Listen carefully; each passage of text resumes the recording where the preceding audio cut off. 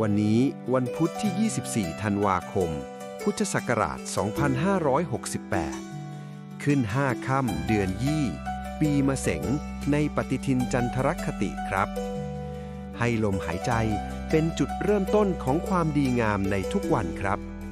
พร้อมแล้วเชิญสวดทำวัดเช้าร่วมกันครับ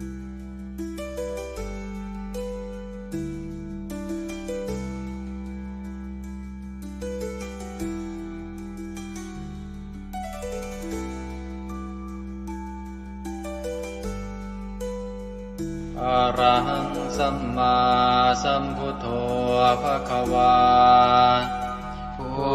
ทธังภควันตังอภิวาเทมิสวากขาโตภควตาธัมโมธัมมังนัมสสามิสุปฏิปันโนภะคะวะโตสาวกสังโฆสังฆังนามามิหันธรรมยังพุทธัสสะภะคะวะโตบุปภาคณมะกะรังกะโรมาเสนะโมตัสสะภะคะวะโตอะระหะโตสัมมาสัมพุทธัสสะนะโมตัสสะภะคะวะโตอะระหะโตสัมมาสัมพุทธัสสะนะโมตัสสะภะคะวะโตอะระหะโตสัมมาสัมพุทธัสสะธรรมยังพุทธาภิตุติงกโรมาเสโยสุตถาคโตอะระหังสัมมาสัมพุทโธวิชาจารณะสัมปันโนสุขโตโลกวิทูอนุตตรปุริสธรรมสารถิสัทธาเทวมนุสานังพุทโธภควาโยอิมังโลกังสเทวกังสมารกังสพรหมกังสัสสะมณพรหมณิงปะชังสเทวมนุสังสยังอาภิญญาสัจจิกตวะปะเวเทสิโยธัมมังเดเสสิอาติกัณญญาณังภะเทกัณญญาณังปริโยสานกัณญญาณังสัทธังสัพยัญชนะเกวระปริปุณังปริสุทธังธรรมจริยังปกาเสสิตามหังภะคะวันตังอภิปูชยามิตามหังภะคะวันตังศิรสานามามิธรรมยังธัมมาภิตุติงกโรมาเสโยสุสวากขาโตภควตาธัมโมสันทิติโกอาการิโกเอหิปัสสิโกโอปะนะยิโกปัจจตังเวทิตังโพวินโยหิธัมมั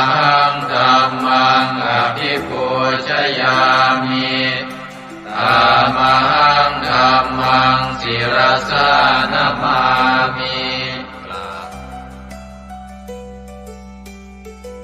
หันธรรมยังสังฆาภิตุติงกโรมาเสโยสุปฏิปันโนภะคะวะโตสาว กสังโฆอุชุปฏิปันโนภะคะวะโตสาวกสังโฆญายะปฏิปันโนภะคะวะโตสาวกสังโฆสามีจิปฏิปันโนภะคะวะโตสาวกสังโฆญาติทังจัตตาริปุริสยุคานิอัตถปุริสปุคลาเอสะภะคะวะโตสาวกสังโฆอาหุเนยโยปาหุเนยโยทักขิเนยโย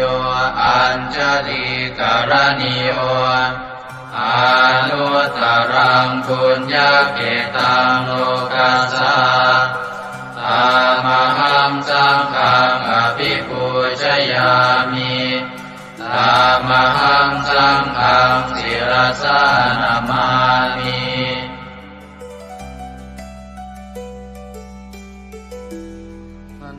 ธรรมยังรัตนัตยาปนามคาทายโยเจวะสังเวคาปริจิตนาปาทัญจะปนามาสิพุ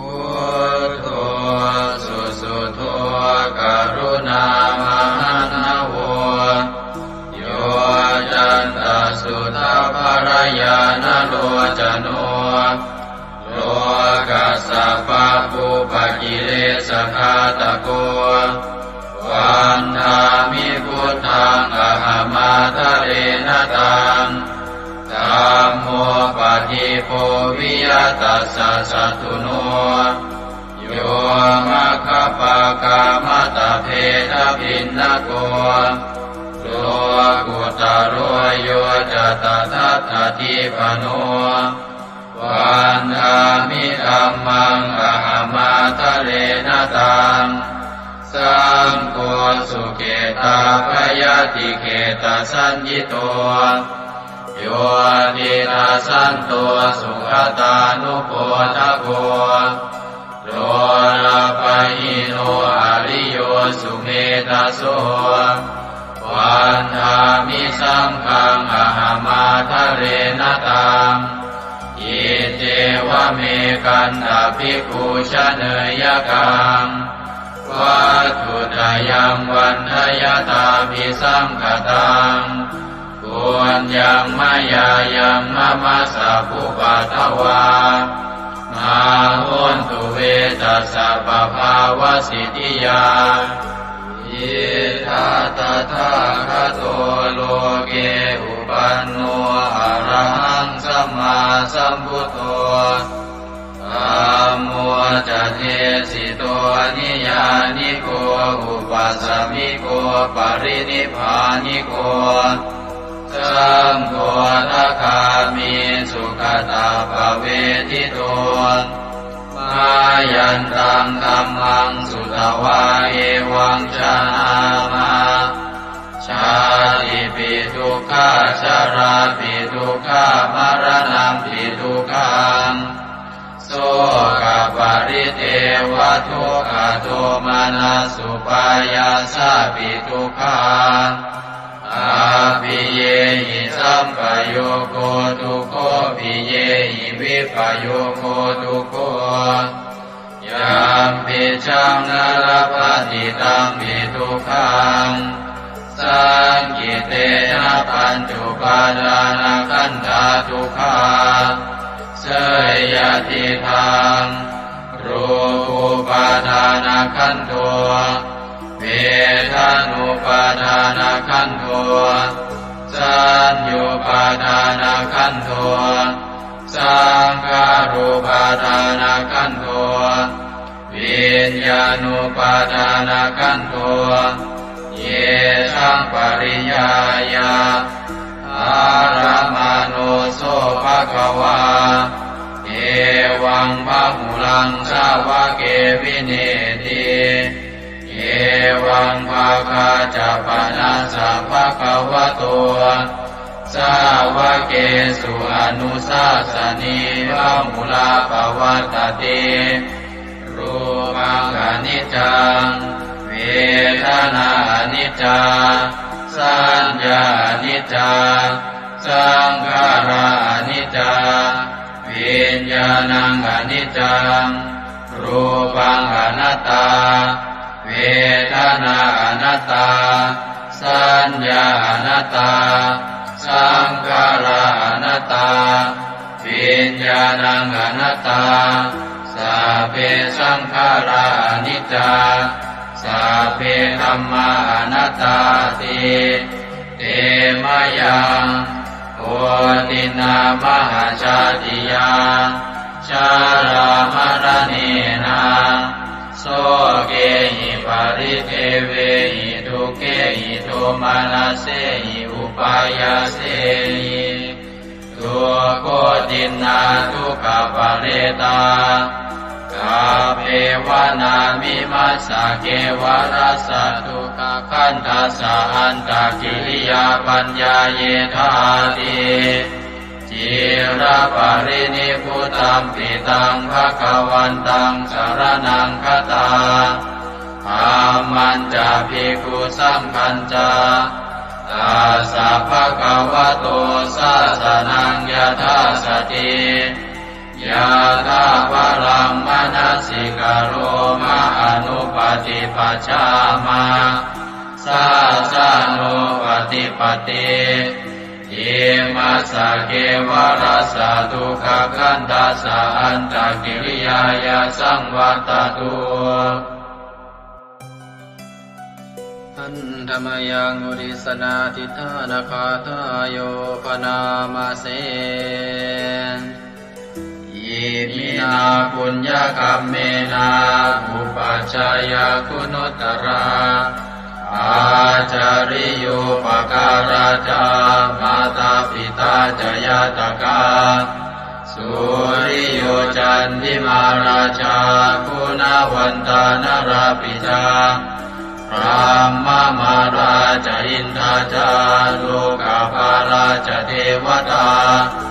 ยาโมมิตามนุสสาจามัจจตาเวลิกาปิจาสัพเพสัตตาสุขิโหนตุปุญญานิปกตานิเมสุขังจติวิทังเตตุกิปังปาเปตโวมะตังอิมินาปุญญกัมเมนา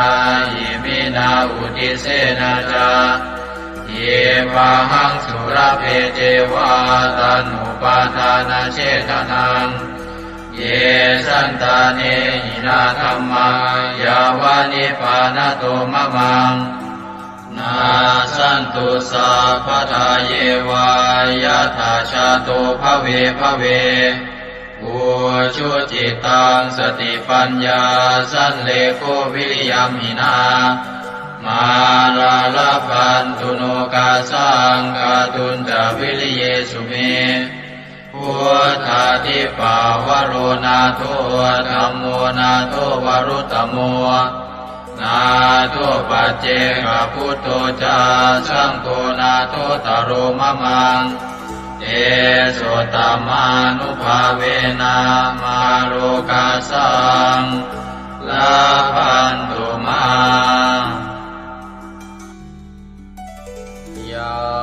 เทวตาสันทิวิหารวาสินีทุเปกะเรโวทิกะเรตาหิงตาหิง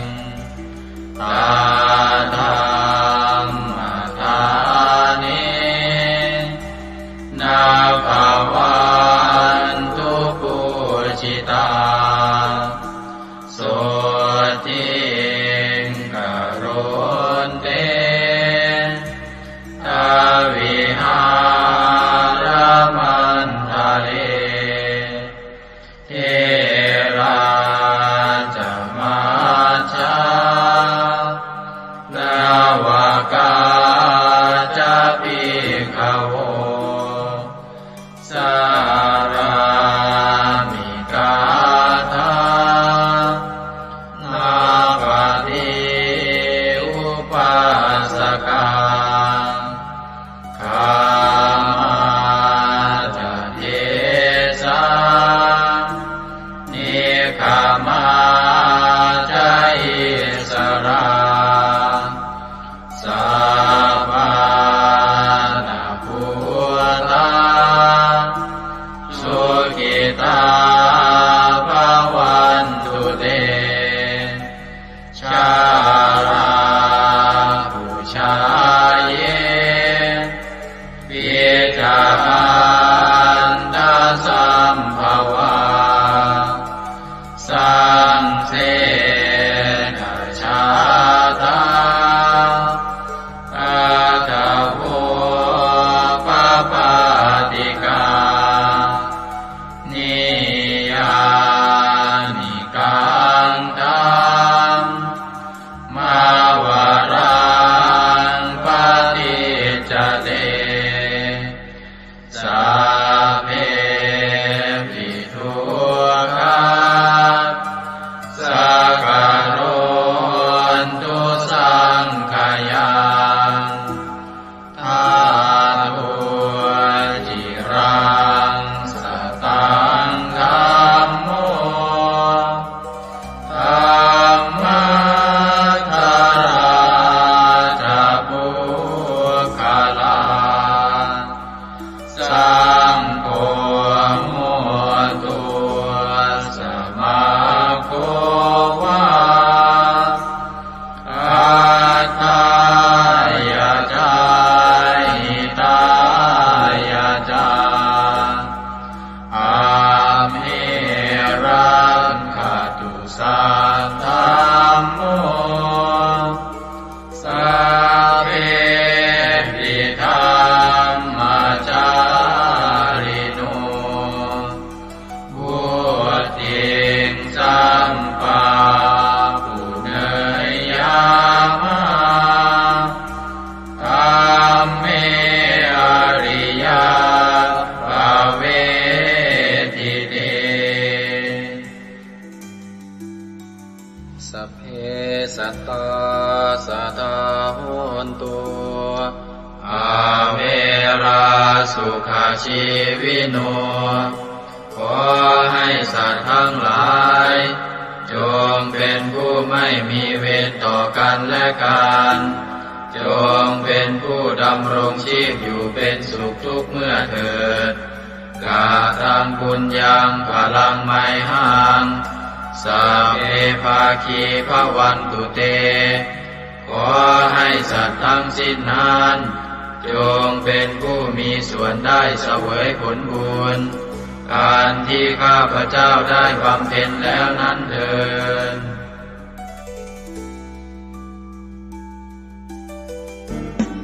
ในพระสุตตันตปิฎกคัมภีร์ที่5คุตกนิกายธรรมบทได้เล่าเรื่องสมเด็จพระสัมมาสัมพุทธเจ้าทรงรับสั่งให้พระอานนท์ไปสวดรัตนสูตรช่วยให้เมืองไผ่สาลีพ้นภัยพิบัติทั้ง3ประการอันเกิดจากโรคภัยอมนุษยภัยและเศรษฐกิจเสียหายให้อันตรธานหายไปเราทั้งหลายโปรดตั้งใจประกอบไปด้วยเมตตาความปรารถนาดีต่อสรรพสัตว์ทั้งหลายแล้วระลึกถึงคุณพระศรีรัตนตรัยคือคุณพระพุทธเจ้าคุณพระธรรมและคุณพระสงฆ์ว่าเป็นที่พึ่งที่เคารพที่นับถือแล้วตั้งใจสวดปรจักรรัตนสูตรเพื่อกำจัดภัยพิบัติทั้งหลายดังพระพุทธองค์ได้ทรงรับสั่งให้พระอานนท์สวดช่วยให้เมืองไผ่สาลีพ้นภัยอันตรายทั้ง3ประการนั้นเถิด สัมมันตาจักวาเรสุอัตราคชันตุเทวตาสัทธมังมุนิราชสาสุนันโตสักขโมคทาสักเคกาเมจารูเปคิริสิขารตเตจันตาเลเควิมาเนทิเปรัเทจะคาเมตารุวนาคหเนเคหวัตุมมิเคเตภุมมาจยันโตเทวาชลทลวิสเมยัคขคันธัมพนาคา ติทันตาสันติเกยังมุนิวรวจนังสาทโวเมสุนันโตธัมมสวนาคาโลอะยัมภทันตาธัมมสวนาคาโลอะยัมภทันตาธัมมสวนาคาโลอะยัมภทันตานะโมเมพุทธเถระสารตนะตยสัมมิกาเตชะปะเทติปะเทเทวานารายะปรเมสุราเทติพรหมาจายินทาจะจตุโลกาธัมเมระกะกาสมุทธาภูตุงทังคาจะสัพพัมมะชัยยะปะเทติภวันตุเตชัยชัยทรณิทรณิอุตติอุตตินาทินาทิชัยชัยพระโกนละตนละนิไทยนิไรไทยเสนาเมรุราชพุนโนราชิชัยชัยธรรมิระโสปินาเจตนาจิปิสัจพุทธจาริชัยชัยตุนิมิตาโลกิชัยชัยปิงกิตุตาสานะมุขจาชัยชัยวารุณโมทัสสะชัยชัยจัมปาทินาคตุลสันโตชัยชัยทัจจกุณตุรงสุขระโคจงสิหาเปียกติปาชัยชัยวารุณโมกายตราจิตจิตเสนาเรปุณโสติโนระเดชัยชัยสุขาสุขาสิวิชัยชัยทรณิตาเนคตาสุชัยยะชัยชัยทรณิสันติสัทธาชัยชัยมังคารารัญญาภวะเกชัยชัยวารุณยาเกชัยชัยรักเทสุรภูตเตชะชัยชัยพรหมเม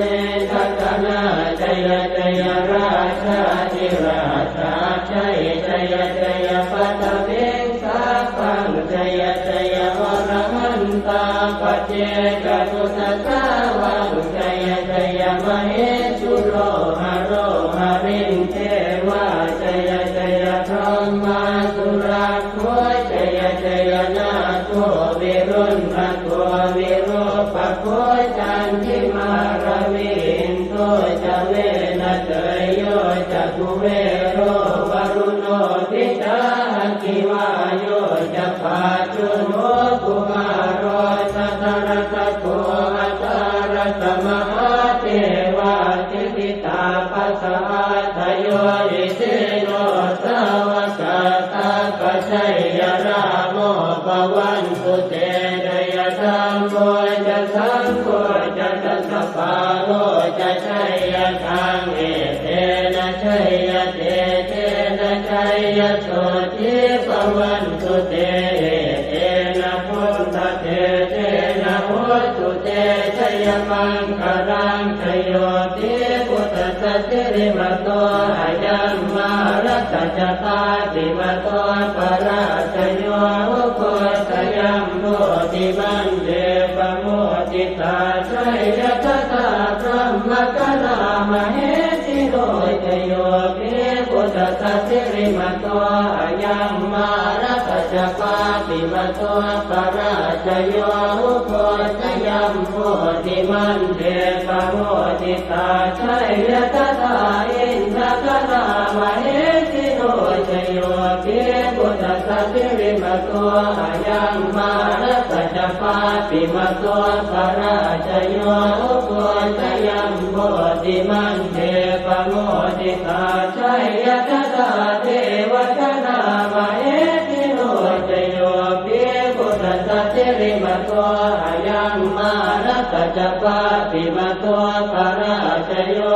โคสยัมโมติมันเดปโมติตาชัยยะตถาสุปันนคนามเหสิโรชโยปิพุทธสัจจิริมโตอายัมมา รัตจัปาติมาโตปราชโยอุโกชยัมโมติมันเดปโมติตาชัยยะทานากัตตามเหติโนตโยภิพุทธะเทมาโตอายัมมารัตจัปาติมาโตปราชโยอุโกชยัมโมติมันเดปโมติตาชัยยะทาสัพพะมะกะนามเหติโนตยัมโตโพธิยาโมเรสักยานังนันติวัตตโนเอวังตวังวิจโยโหหิจยาสุจยมังคะเลอปราชิตปัลลังเจติเตปะทวิปุคะเลอภิเศษเจสะภะพุทธานังอังคัปปะโตปะโมทะเทสุนันทตังสุมังคลังสุปะปะตังสุโหติตังสุขโนสุโมโหตัวจตุเยสังพรหมจาริตัวปะทัสสินังกายกัมมังวาจากัมมังปะทัสสินังปะทัสสินังมโนกัมมังปณิทิเตปะทัสสินาปะทัสสินานิกัตตวานรกันตาเจ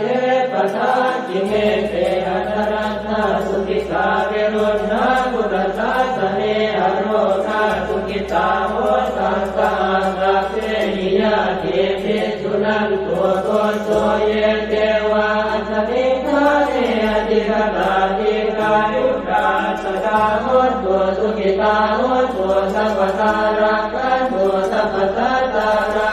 กขันตัวจิตสัสสนังยาคาติปัฏนาเตตัสสะเวทุเรนตัวมโนรัตายุตกาเรภวังคันตัววัสสังวัสสาลาโรคาจุปัตตวาเจธานิวาเรนโจจัสสะปตากายสุขังเกติสุขังวรันตุยัสสะโพชังโพสติสังขาโตธัมมานังวิจโยตถาวิริยังปิติปัสสัตติโพชังคาจัตถาปะเรสมานุเปกขโพชังคาสัตเตเตสวะราตินามุนินาสัมมตัคขาตาภาวิตาภุริกตาสังวัตตันติอภิญญายนิพพานายจะโพธิยาเอเตนะสัตวัตเตนะโสติเตโหตุสัพพทาเอกสมิงสมเยนะโสโมคันลานันจะกัสสะปังกิลาเนทุกิเตทิสวาโพชังเกตตะเตสยิเตจะตังอภินันจิตวาโรกามุจิงสุตังคะเนเอเตนะสัจวัตเตนะโสติเตโหตุสัพพทาเอกตาธัมมราชาปิเกลันเยนาภิปิริโตจนทันเจเรนะตันเยวะปนาเปตวานัสสาธรังสัมโมทิตวาจาปาทาสัมภาวทาสิกานะโสเอเตนะสัจวัตเตนะโสติเตโหตุสัพพทาปะหินาเตจาปาทาตินันนังติมเหสินังมาคาหัตกิเลสาวปัตตานุปัสสิธรรมตังเกเตนะสัจวัตเตนะโสติเตโหตุสัพพทายันทุนนิมิตตังอวมังคลันจะโยตามนาโพสกุณาสสัตโตปาปังคโหตัวสุปินังอาการตังพุทธานุภาเวนะวินาสเมนตุยันตุนนิมิตตังอวมังคลันจะโยตามนาโพสกุณาสสัตโตปาปังคโหตัวสุปินังอาการตังธัมมานุภาเวนะวินาสเมนตุยันตุนิเมตตังอวมังคลันจะโยตามนาโพสกุณาสสัตโตปาปังคโหตุ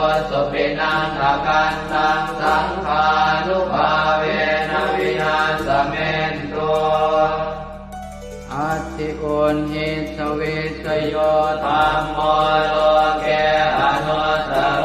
สัพพสัตตอิทัฏฐายตังภวังคันหาอิเทวเตปริวัชเชราชทันเทอมนุสเสหิภาวะเกปยาเกนาเกวิเศษโมเตอาคาลมรเนนวาสัพพสมามรณามุตโตตเปตวากาลมาริตันตัสเสวะอานุภาเวนะโหสุเทวสุขิสตาสุตสีลังสมาทายธัมมังสุจริตังจเรตัสเสวะอานุภาเวนะโหสุเทวสุขิสตาเลกิตังติติตังโพ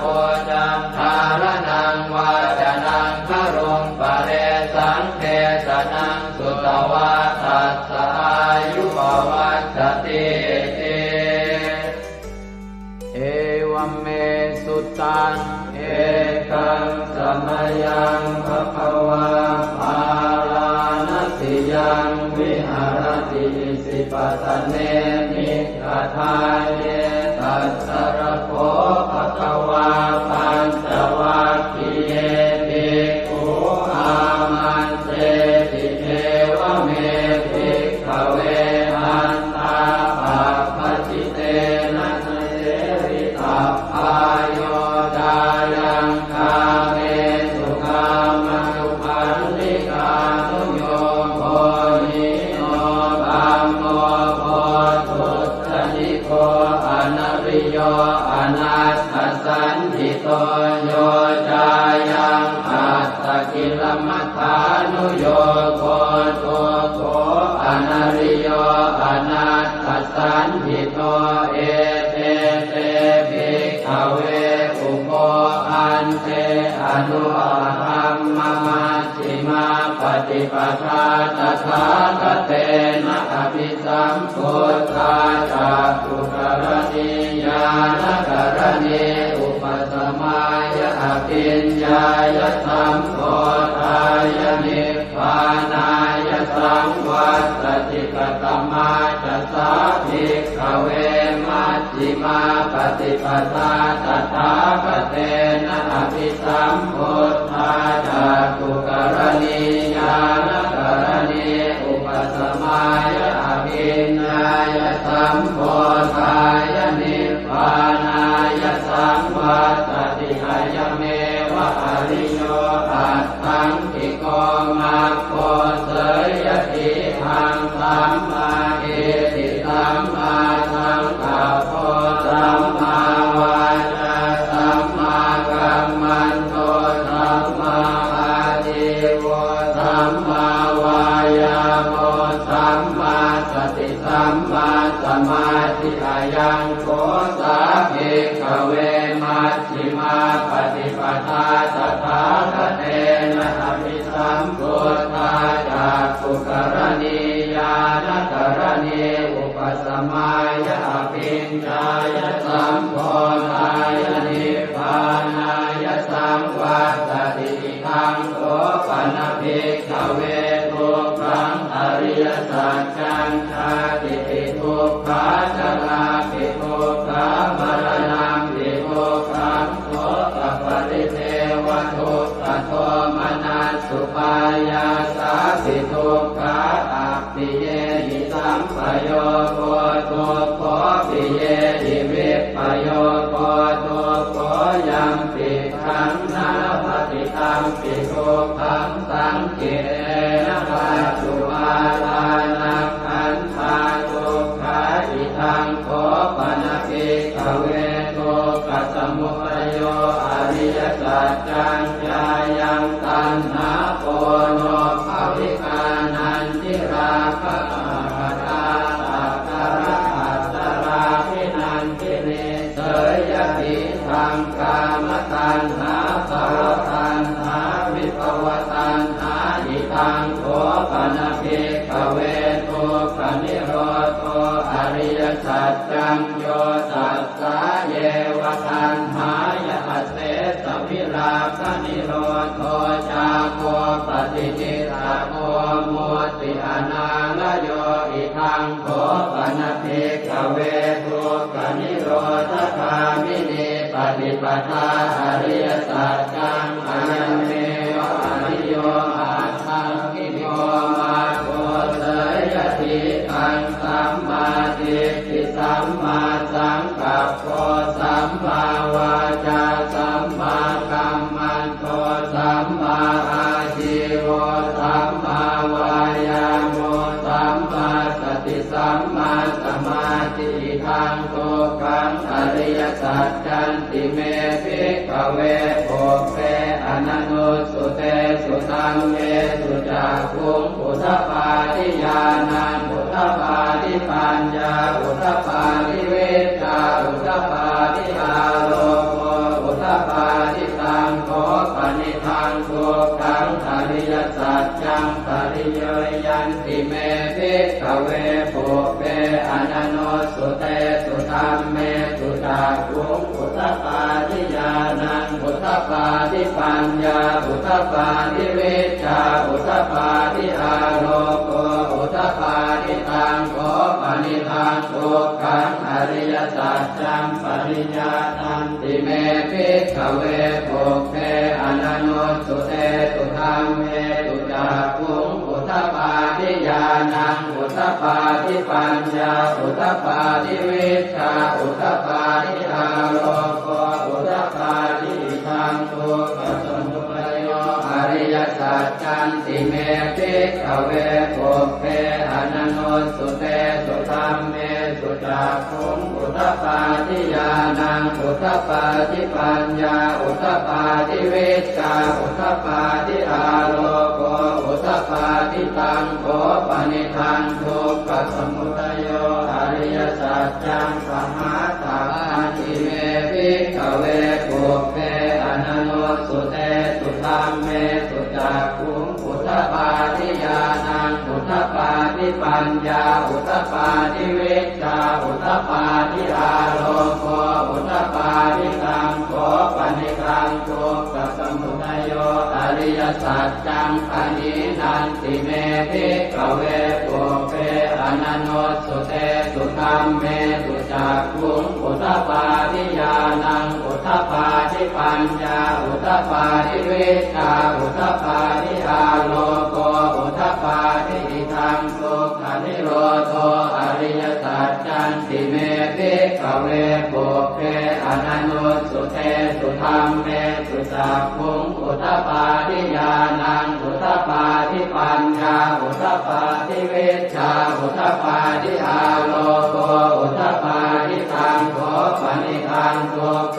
นิโรโธอริยสัจจังสัจจิกาสังติเมภิกขเวโภเปอนันโนสุเตสุธัมเมสุจักขุงอุทปาทิญาณังอุทปาทิปัญญาอุทปาทิเวชาอุทปาทิอาโลโกอุทปาทิตังโขปนิทังทุกขนิโรโธอริยสัจจังสัจจิกตังติเมภิกขเวโภเปอนันโนสุเตสุธัมเมสุจักขุงอุทปาทิญาณังอุทปาทิปัญญาอุทปาทิเวชาอุทปาทิอาโลโกอุทปาทิทังทุกขนิโรธคามินีปฏิปทาอริยสัจจันติเมภิกขเวโภเปอนันโนสุเตสุธัมเมสุจักขุงอุทปาทิญาณังอุทปาทิปัญญาอุทปาทิเว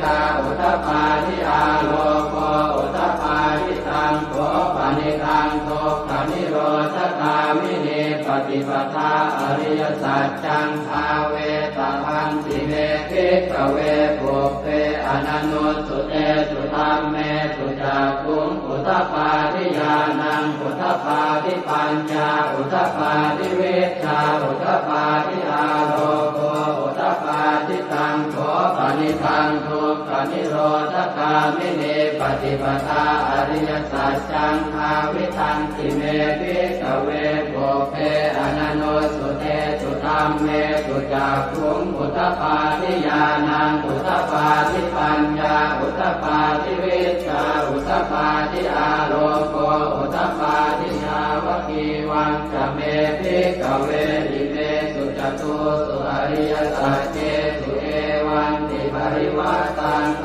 วาทสาการังยถาภูตังญาณทัสสนังนักสุวิสุทธังอโหสิเนวตาวาหังภิกขเวสเทวเทโรเกสมาระเกสธรรมเกสัสสมณธรรมนิยาปัจจายสเทวมนุสสายอนุตตรังสัมมาสัมโพธิอภิสัมพุทโธปัญจัญญาสิงจโตจะโพเมภิกขเวอิเมสุจโตสุอริยสัจเจสุเอวันติปริวัตตังภวาทสาการังยถาภูตังญาณทัสสนังสุวิสุทธังอโหสิอัฏฐาหังภิกขเวสเทวเทโลเกสมาระเกสธรรมเกสัสสมณธรรมนิยาปัจจายสเทวมนุสสายานุตตรังสัมมาสัมโพธิอภิสัมพุทโธปัญจัญญาสิงญาณัญจปนเมทัสสนังอุทธปาทิอโภคาเมวิมุตติอายันติมาคาตินาติธานิปุนาภโวติธรรมโวจะภควาอัตถมานาปัญจวัคคียาภิกขุภควโตภาสิตังอภินันตุอิมัสสมิงจะเวยากรณัสสมิงปัญญมาเนอายสมโตโกนทัญญาสวิรจังวิอมลังธรรมจักขุงอุทธปาทิยังกินจิตสมุทัยธรรมังสัพพันตังนิโรธธรรมันติภวัตติเตจะภควตาธรรมจักเกภูมาเทวาสัตตมนุสสาเวสุงเอตัมภควตาภาลานติยังอิสิปตเนมิกทาเยอนุตตรังธรรมจักกังปวัตติตังอัปปติวัตติยังสัมมเนนวาพรหมเนนวาเทเวนวามาเรนวาพรหมุนาวาเกณทิวาโลกัสมินติภูมานังเทวานังสัตตังสุตวาจาตุมมหาราชิกาเทวาสัตตมนุสสาเวสุงจาตุมมหาราชิกานังเทวานังสัตตังสุตวาสาวติงสาเทวาสัตตมนุสสาเวสุงสาวติงสานังเทวานังสัตตังสุตวายามาเทวาสัตตมนุสสาเวสุงยามานังเทวานังสัตตังสุตวาตุสิตาเทวาสัตตมนุสสาเวสุงตุสิตานังเทวานังสัตตังสุตวานิมมานรติเทวาสัตตมนุสสาเวสุงนิมมานรตินังเทวานังสัตตังสุตวาปรนิมมิตวะสวัสดีเทวาสัตตมนุสสาเวสุงปรนิมมิตวะสวัสดีนังเทวานังสัตตังสุตวาพรหมกายิกาเทวาสัตตมนุสสาเวสุงเอตัมภควตาภาลานติยังอิสิปตเนมิกทาเยอนุตตรังธรรมจักขังภวัตติตังอัปปติวัตติยังสัมมเนนวาพรหมเนนวาเทเวนวามาเรนวาพรหมุนาวาเกณทิวาโลกัสมินติอิติหะเตนะคะเนนะเตนะโมโหเตนะยาวะพรหมโลกาสัตโตอภุคันติอายัญจะทัสสะหันติโลกธาตุสังกัปปิสัมปะกัปปิสัมภเวทิอัปปมาโนจะโอราโลโอปาโสโลเกปาตุลโหสิอติกัมเมวะเทวานังเทวานุภาวังอัตถโขภควาอุทานังอุทาเนติอัญญาสิวัตโพโกนทัญโยอัญญาสิวัตโพโกนทัญโยติติทังอายสมโตโกนทัญญาสอัญญาโกนทัญโยตเววนามังอาโหสิ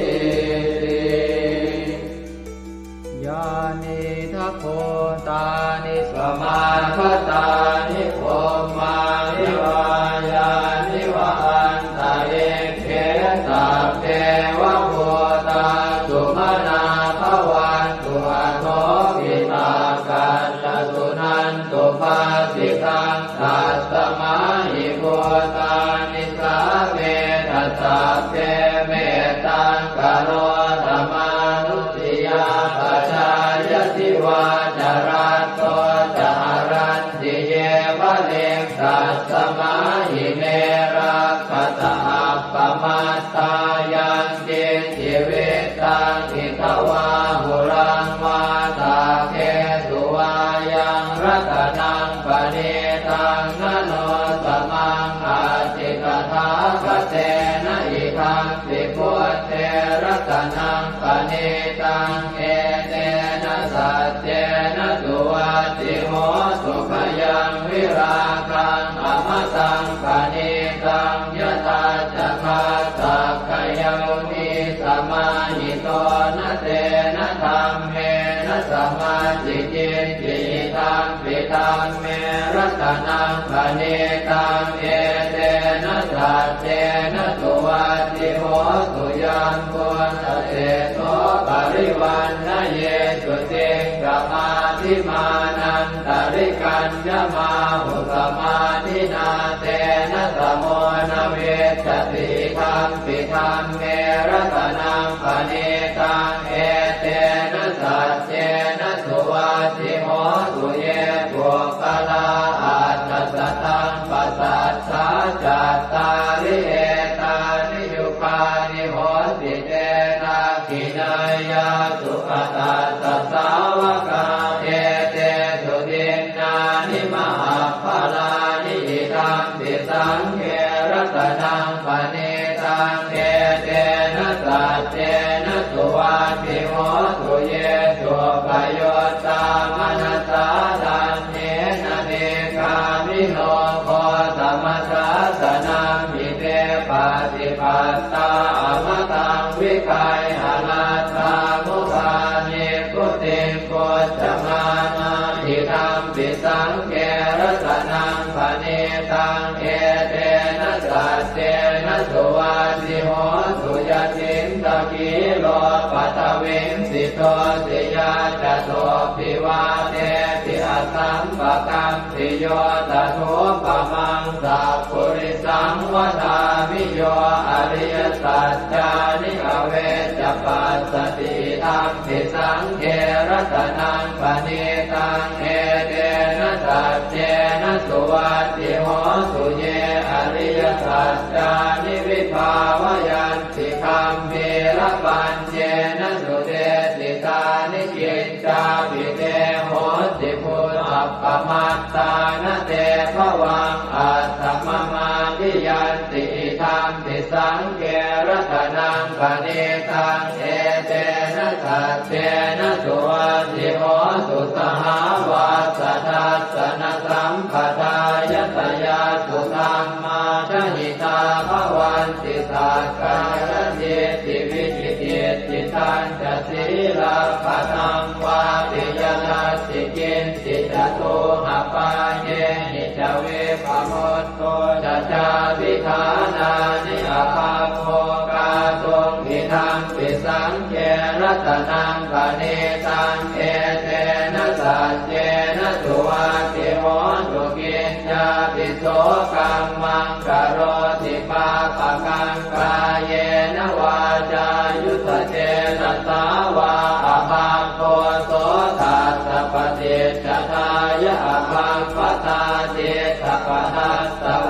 ตาอิทังปิสังเขรัตนังปณิตังเอเตนะสัจเจนะสุวัตติโหสุวนาภโพเกยตาโกสิตาเก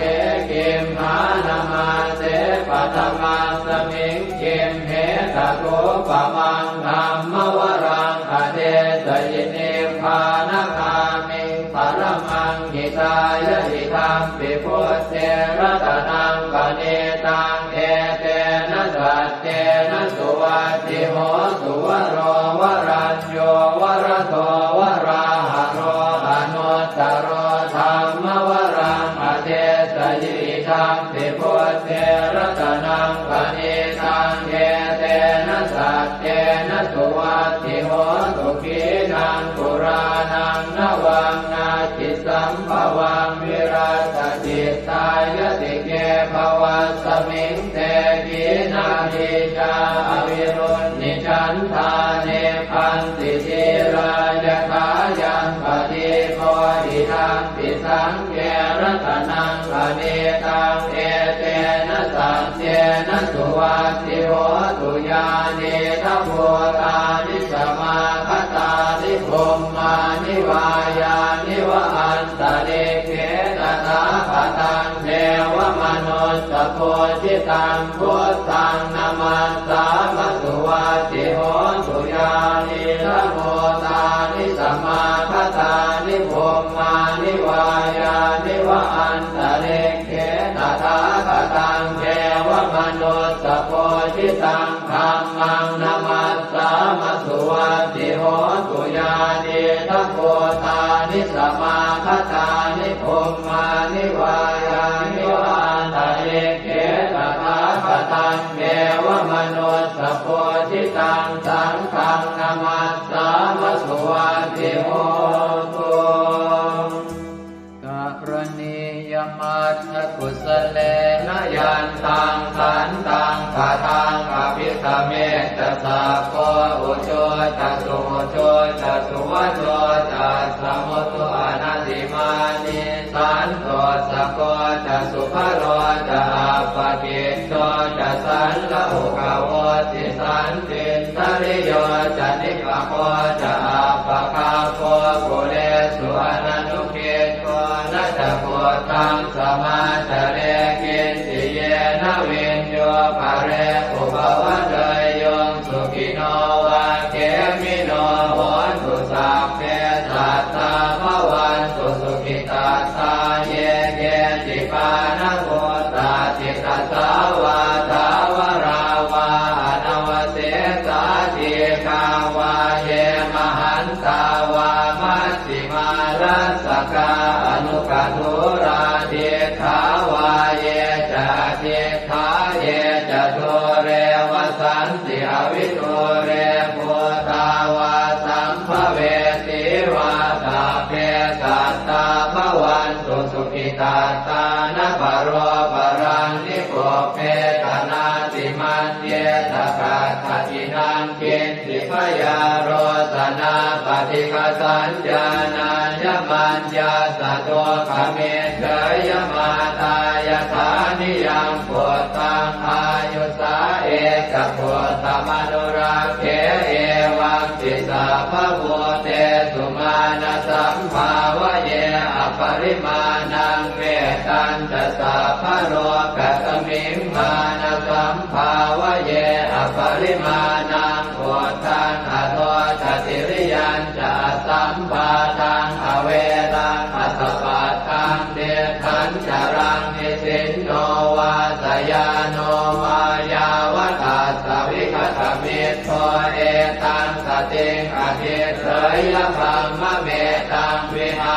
รังอิทมาหุเดตินจานุปคัมมศีลวาทัสสเนนะสัมปันโนกาเมสุวินัยเกทังนะหิจาตุปัปปะเสยยังกุณเรติเอวังเมสุตังเอกังสมยังภควาสาวัตถิยังวิหารติเชตวันเนอนาถปิณฑิกาสอาราเมตัตตระโขภควาภิกขุอามันเตสิภิกขวติภัทธังเตติเตภิกขุภควโตปัจจัสโสสุงภควาเอตถาวจะพุทธโภปังภิกขเวเทวาสุรสังฆาโมสมุอัมยุนโมอโหสิอัตถโภภิกขเวสัพโพเทวานามินโทเทเวตาวติงเสอามันเตติสเตมาริสาเทวานังสังฆามาคตานังอุปัชฌยขยังวาสัมทิตาตังวาโลมหังโสวามะเมวะตัสสะ มิงสมะเยทัสสะคังควรโลกายาธรรมมังอิโวทัสสะคังควรโลกายตังยัมภเวสติพยังวาชัมปิตาตังวาโลมหังโสวาโสปะหิเยสติโนเจเมทัสสะคังควรโลกายาตาอัตปัจจาปฏิสัทเทวราชาสัทธะคังควรโลกายาตาปัจจาปฏิสหิโวเทวราชาสัทธะคังควรโลกายตังยัมภเวสติพยังวาชัมปิตาตังวาโลมหังโสวาโสปะหิเยสติโนเจปัจจาปฏิสเทวราชาสัทธะคังควรโลกายาตาตวโรนัสสเทวราชาสัทธะคังควรโลกายาตวโรนัสสหิโวเทวราชาสัทธะคังควรโลกายตังยัมภเวสติพยังวาชัมปิตาตังวาโลมหังโสวาโสปะหิเยสติโนเจวโรนัสสเทวราชาสัทธะคังควรโลกายาตาตาอิสานาสเทวราชาสัทธะคังควรโลกายาตาอิสานาสหิโมเทวราชาสัทธะคังควรโลกายตังยัมภเวสติพยังวาชัมปิตาตังวาโลมหังโสวาโสปะหิเยสติติตังโอปะนาภิกขเวสักกัสสวะเจวะนามินทาสัทธะคังควรโลกายตังปัจจาปฏิสวะเทวราชาสัทธะคังควรโล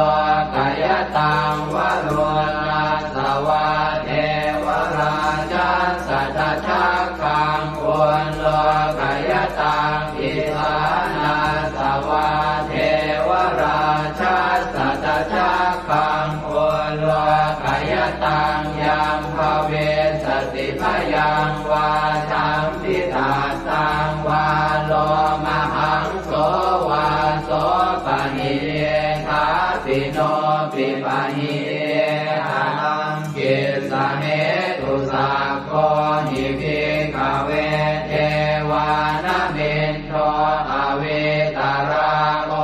อเวตาโทโสอเวตาโมโหปิรุนาภิอุตตราสิปะลาเยติอาหันจะโพภิกขเวเอ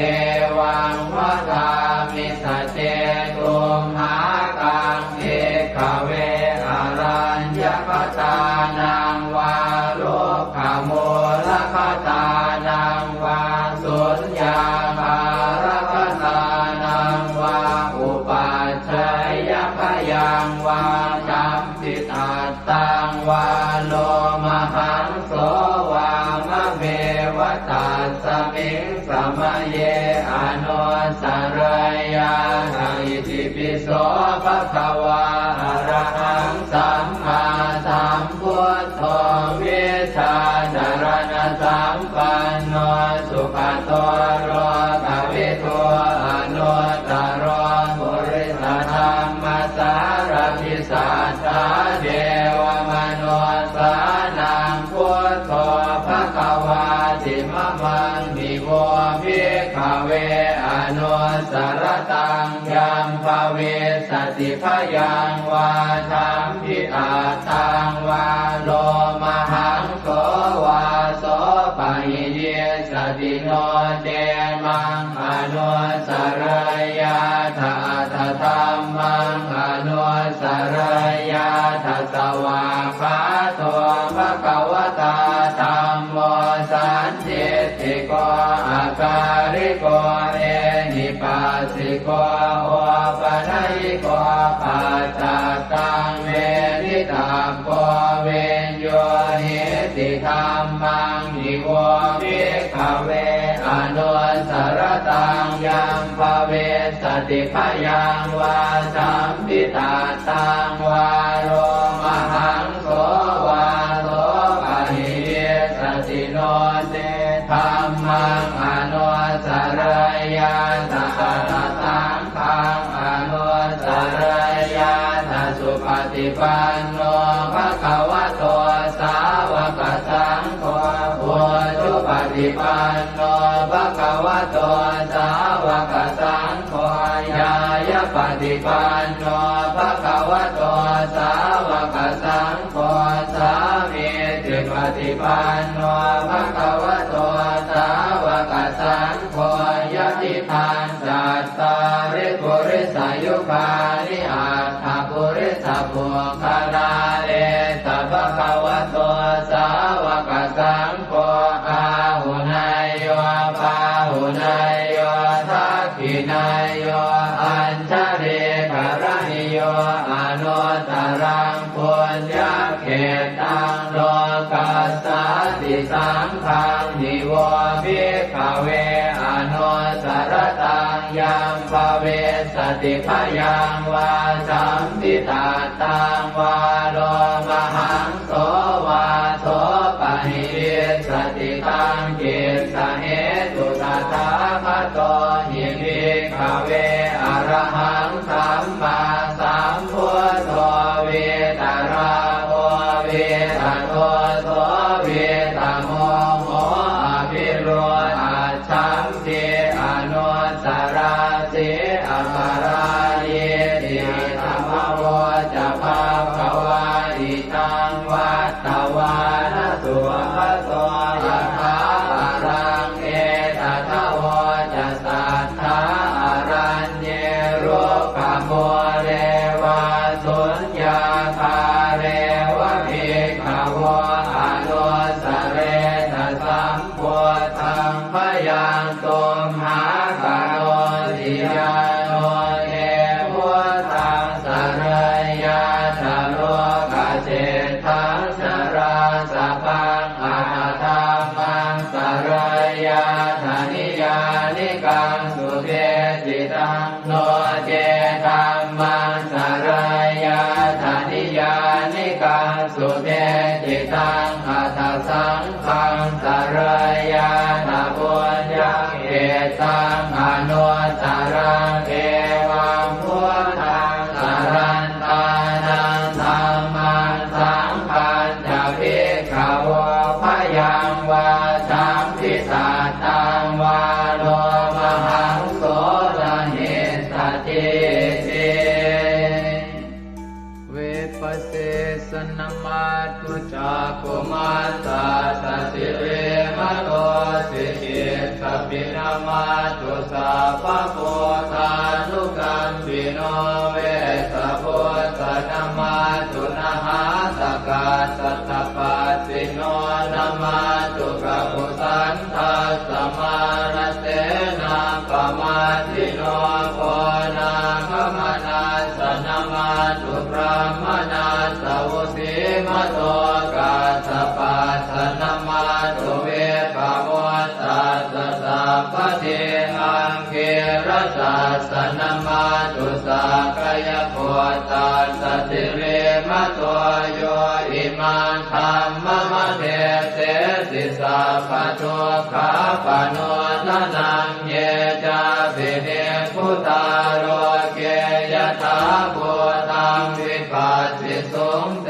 ชนะอภิสุนามหันตาเวตัสสารธาอิตังเทวมนุสสานังยังนามัสสันติโกตมังวิชาจารณสัมปันนังมหันตังเวตัสสารตังนะโมเมสัพพะพุทธานังอุปันนานังมเหสินังตันหังกโร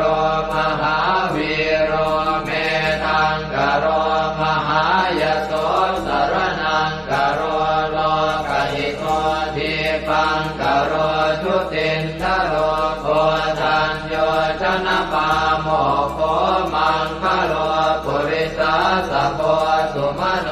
สุมโนติโรเรวะโตรติวัตโนโสภิโตคุณสัมปันโนอโนมัสสิชโนตโมปัทุโมโลกปัจโจโตนารโตวรสารถิปัทุโมตโรสัตตสารโรสุเมโตอัปปติโกภโลสุชาโตสัพพโลกาโคปิยทัสสินาราสโมอัตถทัสสิการุณิโกธัมมทัสสิสมโมนุโตเตทัสโตอัสสโมโลเกติโสจวัฏตังวโรกุโสจวรโตพุทโธวิปัสสิจานุปโมสิกิสัพพหิโตสัทธาเวสสุสุขทายโกกัปปุสันโตสัตวาโหโกนาคมโนลนันจโหกัสสโพสิริสัมปันโนโพตโมสักขยมุงภโวเอเตจันเยจะสัมโพธาอเนกสัตตโพธโยสัพเพพุทธาอัสสมาสมาสัพเพพุทธามหิติกาสัพเพทัสสะโลเวนาเวสารัสเตอุปาคตาสัพเพเตปฏิชานันติอาสะพันธานโมตตมังสีหนาทังทันเตเตปริสาสุวิสารตาพรหมจักกังภวัตเตติโลเกอัปปติวัตติยังอุเปกาพุทธธรรมเมหิอัตถารถินายกาภวัตติสลักขโนเปตาสิตยานุปยัญชนะธราพยามาปภายสุปภาสัพเพเตมุนิกุญชลาพุทธาสัพพัญญุโนเอเตสัพเพขีนาสวาทินามหาปมามหาเตจามหาปัญญามหาพลามหาการุณิกาธีราสัพเพสานันตุขาวหาทีปานาสัพพติทาจทานาเลนะจะปานิดังคติปันโทมหัสสะสะสารนาตหิเตสิโนทะเทวกัสสะโลกัสสะสัพเพเอเตปรายนาเตสาหังศิลสาปาเทวันทามิปุริสุทธเมวัตสามนัสสะเจววันทาเมเตตถาคเตสยเนอาสเนธาเนขมเนจาปิสัพพทาสตาสุเขนราคันตุพุทธาสันติกราสุวันเวหิตวังรักขิโตสันโตมุตโตสัพพะเยนะจะสัพพะโลกวินิโมตโตสัพพะสันตาภวัติโตสัพพะเวรมติกันโตนิพุตโตจตุวังภวเตสังสัจเจนะสีเลนะขันติเมตตาภะเลนะจะเตปิตุมเหอนุรักขันตุอาโลกเยนะสุเกนะจะปุราติมัสสมิงทิสาภาเกสันติโพตามหิทธิกาเตปิตุมเห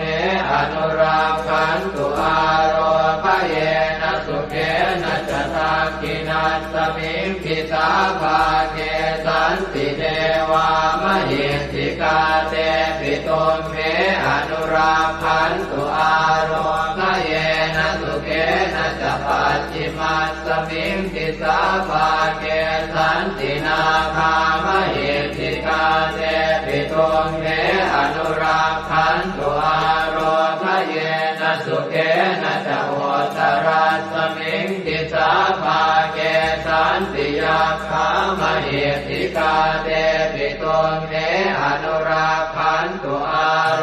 ก เยนะสุเขนะจักขุริมาติสังคตรัตโตทากิเนนะวิรุณหะโกปาติเมนะวิโรปาโกกุเวโรอุตรันติสังกัตตาโรเตมหาราชาโรกปารายสัสสิโนเตปิตุมเหอนุราคันตุอาโรคเยนะสุเขนะจะอากาสัทธาจะกุมมันตาเทวานากามหิติกาเตปิตุมเหอนุราคันตุอาโรคเยนะสุเขนะจะนาทิเมสรนังอัญญังพุทโธเมสรนังวรังเอเตนะสัจวัชเชนะโหตุเตชยมังคลังนาทิเมสรนังอัญญังธัมโมเมสรนังวรังเอเตนะสัจวัชเชนะโหตุเตชยมังคลังนาทิเมสรนังอัญญังสังโฆเมสรนังวรังเอเตนะสัจวัชเชนะโหตุเตชยมังคลังยังเจนจิรตนังโลเกเวชติวิวิธังปุถุรตนังโพธสมังนาติตาสมาโสติภวันตุเตยังเจนจิรตนังโลเกเวชติวิวิธังปุถุรตนังธรรมสมังนาติตาสมาโสติภวันตุเตยังเจนจิรตนังโลเกเวชติวิวิธังปุถุรตนังสังฆสมังนาติตาสมาโสติภวันตุเตสักกตวาพุทธรัตนังโอสถังอุตมังวรังหิตังเทวมนุสสานังพุทธเตเชนะโสตินานาสันตุปัฏฐวาสัพเพทุกขาโวปัสสเมตุเตสักกตวาธัมมรัตนังโอสถังอุตมังวรังปริยาโหปัสสมนังธัมมเตเจนะโสตินานาสันตุปัฏฐวาสัพเพ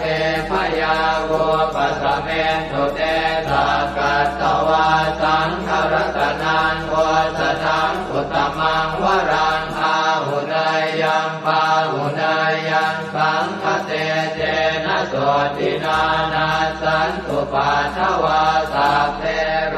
คาโวปัสสเมตุเตสัพเพติโยวิวัชชันตุสัพพะโรโควินาศตุมาเตภวันวันตรายโยสุขิติกายุโกภวะอภิวาทนาสิริสนิจังวุฒาปจายโน